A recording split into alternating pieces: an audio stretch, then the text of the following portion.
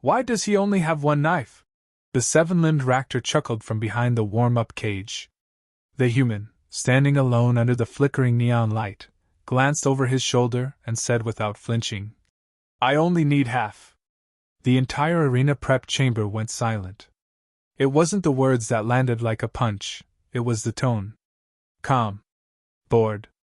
Like a man about to cut steak, not kill giants.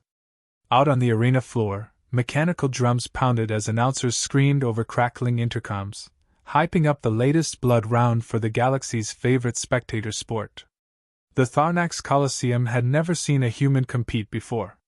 To the crowd, it was a novelty. A joke. Something exotic to cheer for until it was time to watch him die.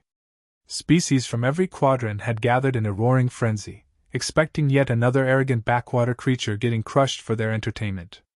But the man walking out of the prep zone wasn't flexing. He wasn't posing. He wasn't even armed properly by their standards.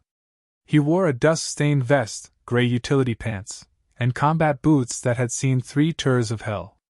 The only weapon on him was a matte black karambit, small enough to disappear in his palm. No armor. No scanner implants. No cybernetic augments. Just muscle, scars, and something in his eyes that made experienced warriors feel wrong. The audience booed as the camera drones circled him. His stat screen came up, blank. No known rank. No registered planet kills. No nickname. Just the designation. Subject 9HM. Blinking in neutral gray. The other fighters, lined up in their own entrances, chuckled and whispered across species barriers. One alien, a tusked brute with 4 arms, leaned to his neighbor and grinned. Maybe he's here for janitorial duty. Another, a glass-skinned hunter, laughed back. We'll clean him up in round 1. Save the cleanup crew the work. The arena commentator, a former mercenary turned host with a mouth like a buzzsaw, couldn't help himself. Ladies and gelatinous beings. Tonight's first victim, challenger, is the pride of planet Terra. That's right, the humans have finally sent a warrior. Or a snack. We'll find out in moments. The crowd exploded with laughter and chants of soft meat, echoed across the arena tiers. But the human didn't flinch.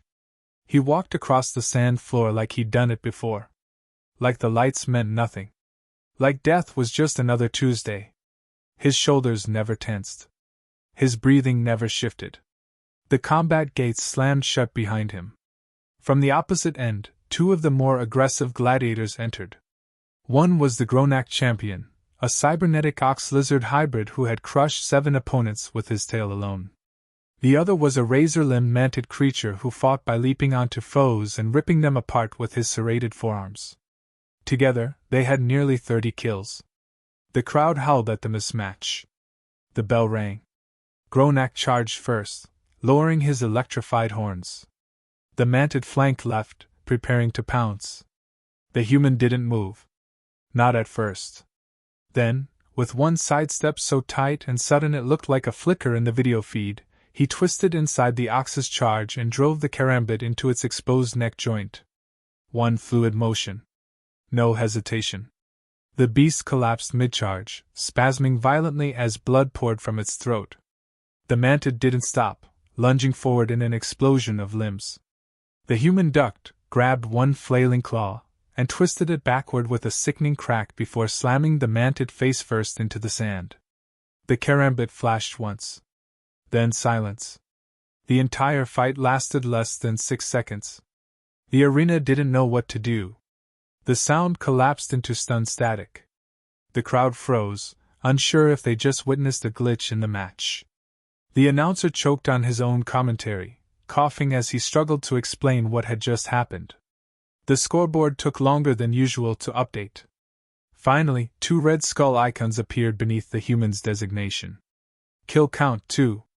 Backstage, in the observation room, the arena techs sat in stunned silence. One finally said, "That was efficient." Another pulled up the human's entry data. It was basic. Too basic. Most fighters had training profiles, weapon stats, bioenhancements, and at least a combat simulation score. This one didn't even have a birth year listed. Could be an error, the tech muttered, running a deeper search through the Galactic Combat Registry. Access denied?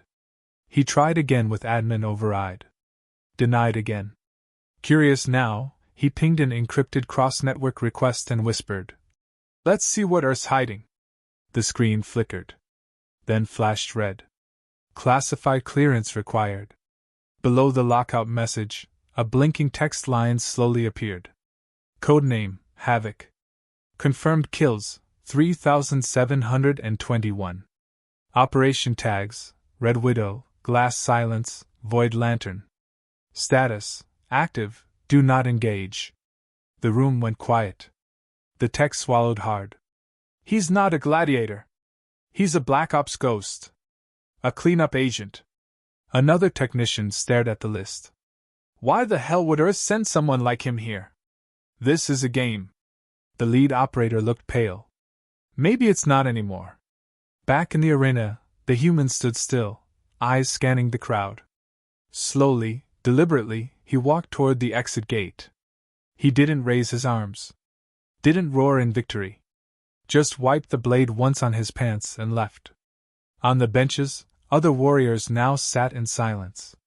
One of them whispered, "He didn't even try. They died too fast for him to sweat." Another muttered, "That wasn't a fight. That was an execution." The next rounds proceeded as planned, but no one was watching the other fighters anymore. All eyes were on the human. Rumors spread like wildfire. Syndicates began pulling bets off future rounds involving him. Some gladiators started requesting match reassignments. Others simply walked away from the tournament. One alien, who had spent years building his arena reputation, packed up that night and left with no statement. When asked why, he just said, "I fight to prove I'm strong." He fights like it's a favor to the dead. The crowd didn't chant anymore. They watched. And for the first time in the arena's 1,000-year history, no one cheered after a victory. They just wondered who was next. The betting halls outside the Tharnax arena were usually a riot of flashing screens, drunk aliens screaming over odds, and holographic projections replaying slow-motion finishers on loop. But tonight, everything was off. The screens had paused. The projections were frozen on the human's face, expressionless, unsmiling, quiet. One display tried to flash, "Fighter profile, human subject 9HUM," but the rest of the data had gone dark. Every attempt to pull up his background returned the same error, classified. That didn't stop the crowd from asking questions. No one laughed at the humans anymore. No one mocked Earth's name. They just stared at the sand-soaked footage playing over and over again, watching him move like he was made of coiled precision, not flesh. The following day, the schedule listed the human against Vornak the Spine Breaker, a champion with 9 documented wins and 2 broken jaws, his opponents, not his own. Vornak stood nearly 3 meters tall, encased in plate armor, with gauntlets the size of suitcases. He'd been hyped all week, a fan favorite across 3 sectors. In the training zone, reporters flooded in to interview him. They asked how he'd take down the human. Vornak laughed, pounding his fists together. "With one hand," he said. "He's small. Maybe quick. But soft inside." He flexed for the cameras. "I'll make him famous for bleeding." The announcers leaned into the angle. They hyped the match like it was redemption, like Vornak was the champion sent to reset the tone. The crowds cheered louder this time, desperate to believe the fear from the night before was just nerves. That somehow what they had seen wasn't real. That the human had gotten lucky. But the bookmakers weren't so sure. Bets for the human dried up entirely. The few who wagered on him got odds so skewed, the payout would bankrupt half the arena system if he won. Which was why the syndicates had begun quietly shutting off their terminals. Too much risk. Too many unknowns. The human wasn't supposed to exist, let alone win. He wasn't in any system, but he was suddenly at the center of all of them. The arena lights dimmed, casting the combat zone in blood-orange shadows. Vornak entered first to a wall of sound. Fans chanted his name. Music blared. Flames erupted behind him in synchronized jets. Then the music cut. The lights focused down. And the human walked in with no entourage, no theme song, no fireworks. He carried the same karambit, still scratched from yesterday's fight. No one clapped. No one dared. Vornak didn't wait for the bell. He roared forward before the announcer could finish introducing him, fists raised. The crowd gasped. The human stepped sideways once, ducked under a hammering blow, and let Vornak overextend. It wasn't dramatic. It wasn't flashy. He tripped him with a leg hook, stepped onto his back, and jammed the blade through an armor gap at the base of his skull. Clean. Fast. Final. Vornak's face hit the dirt. His body twitched. Then nothing. The arena went dead silent. The commentators tried to speak but tripped over each other, saying nothing of substance. In the control tower, the match overseers sat slack-jawed. One of them muttered, "We just lost 3 trillion in bets." Another whispered, "We're not running games anymore. We're running a funeral." In the Gladiator locker bays, the rest of the roster was watching. Some had been in the middle of meal cycles. Some were warming up for their own matches. But all of them stopped moving the moment Vornak's body hit the sand. No one finished their meals. No one resumed stretching. One Wargothan brute stood up, yanked his name from the fight board, and left the compound. No explanation. Just fear. That's when the whispering started again. A few murmured about his strike technique. One alien who specialized in sensory combat swore up and down that the human had no energy signature when he moved, as if he was absent from time. A drone analyst reviewed frame-by-frame footage and pointed out the lack of hesitation in his kill. The blade wasn't guided by instinct or reaction, it was guided by memory, like he had done it so many times before that he no longer needed to think. It wasn't martial arts. It was muscle code. A choreography of death. Arena officials attempted to access his deeper profile again. This time they escalated clearance, requesting assistance from interplanetary data centers and cross-intelligence databases. An override was granted only once, by accident, and only for 7 seconds. Just enough to show one red-stamped header, OFF World Covert Elimination Program, Class 7A. Below that, a single line of information. Codename, Havoc. Last confirmed operation, Glass Silence. Kill count, 3,721. Status, active. The access was terminated immediately after. The tech who saw it stood frozen, blinking at the empty screen. He whispered, "We didn't draft a warrior. We imported a war." Back in the locker chamber, the humans sat alone. No guards. No reporters. The arena's own staff was now afraid to get close to him. One maintenance bot rolled too near and froze in place, misreading his stillness as a shutdown signal. It backed out silently. The gladiator next to him, a towering beast with obsidian claws and a prideful kill streak, turned his head slowly and asked, "You fought on Glass Silence?" The human looked up for the first time that hour. His eyes were sharp but calm. "I ended Glass Silence." The creature stood up, removed his shoulder guards, and handed his tournament ID to the nearest staff drone. "I forfeit," he said. "Tell the crowd whatever you want." 2 more followed within the hour. One didn't say anything. He just packed his kit and walked out into the night.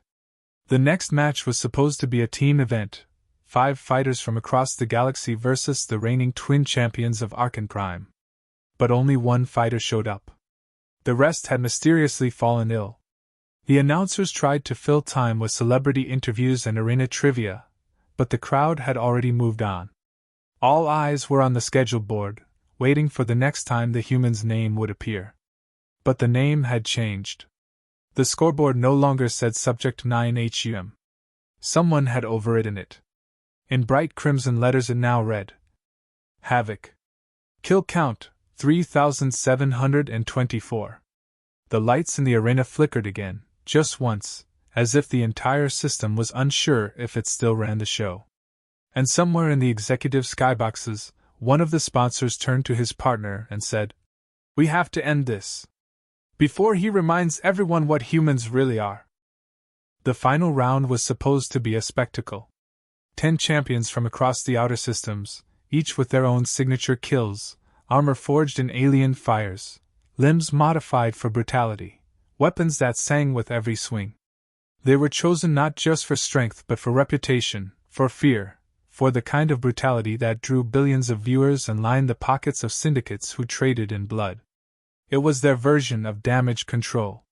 Send in the best, all at once, and bury the problem before the legend grew any larger.